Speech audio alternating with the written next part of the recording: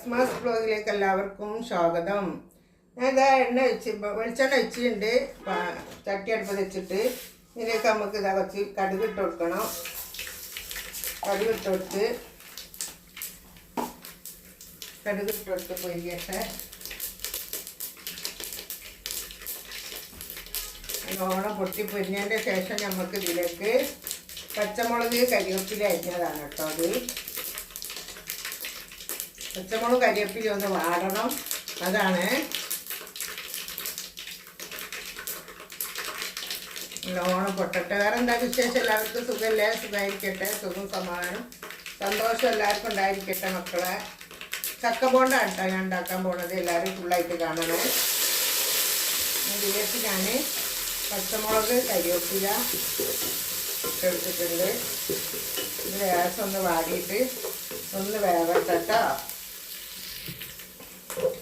അത് നല്ലോണം ഒന്ന് വൈകിക്കിട്ടാൽ കഴിഞ്ഞതിന് ശേഷം നമുക്ക് ഇതിലേക്ക് ലേസതാ വെളുത്തുള്ളി ഇട്ടെടുത്തിട്ടുണ്ട്. ആട്ടിയിട്ടതാണ്. വെളുത്തുള്ളി ഒന്ന് നല്ലോണം ഒന്ന് ശരിയായി വരട്ടെ.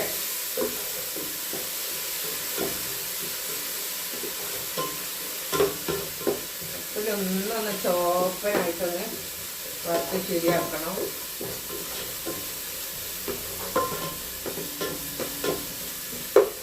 ഇതാ കൊത്തി അരിഞ്ഞ് വെച്ച വലിയ ഉള്ളിയാട്ടോ. അത് 3 ഉള്ളി ഉണ്ട്.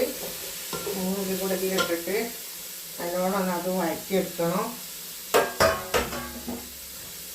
ഇതൊന്ന് വഴറ്റിയെടുക്കണേ.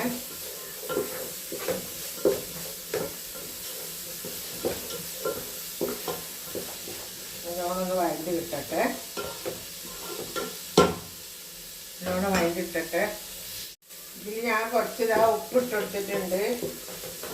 ചൂടിട്ടൊന്ന് കൂടെ വറ്റുമ്പോൾ വേഗം റെഡിയായി കിട്ടും. പച്ചിലേ ഉപ്പിട്ടുങ്ങാണ്ട് ഉള്ളി വാട്ടിയാലില്ലേ, ഉള്ളി നെരിഞ്ഞിട്ടല്ലേ ഇല്ല, ചീഞ്ഞ് കളിക്കും. അപ്പോൾ നമ്മൾ കുറച്ചൊന്ന് മൊരിഞ്ഞതിന് ശേഷം ഇട്ടെടുത്താൽ കുഴപ്പമില്ല. അപ്പോൾ ഇതൊന്നും കൂടെ ഒന്ന് വെന്ത് റെഡിയാവാണ്ട് കേട്ടോ. ഒന്നും കൂടെ വെന്ത് റെഡിയാവട്ടെ.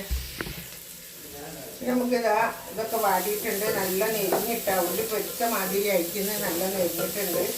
ഞാനിതാ മല്ലിച്ചപ്പാണ് കേട്ടോ. കരിവേപ്പില മുന്നേ ഇട്ടെടുത്തതാണല്ലോ. ഇതും കൂടെ ഇട്ടെടുക്കുക.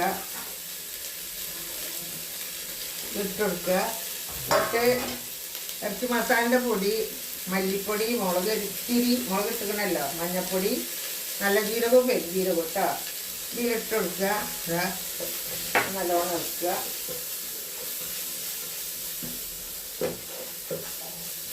വയ്ക്കതിന് ശേഷം നമുക്ക് ചക്ക വേവിച്ച് ചക്ക പാത്രത്തിലാക്കി വെച്ച് കഴിഞ്ഞുള്ളത് ചക്ക ഇതിലേക്ക് ഇട്ട് കൊടുക്കുക.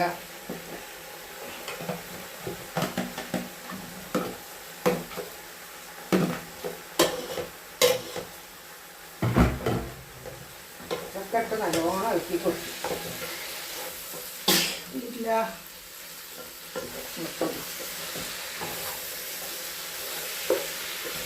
നല്ലോണം ഇളക്കി കൊടുക്കുക.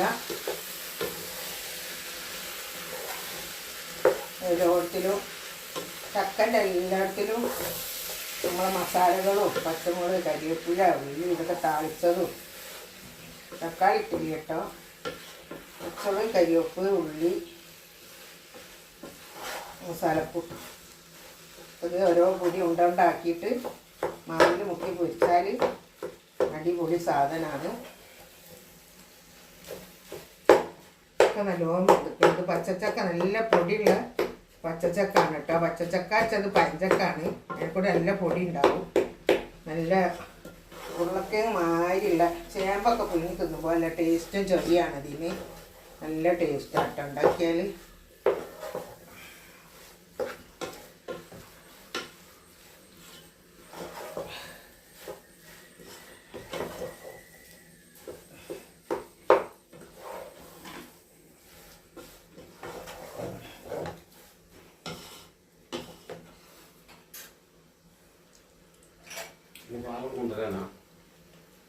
ഞാൻ അങ്ങോട്ട് വരിക.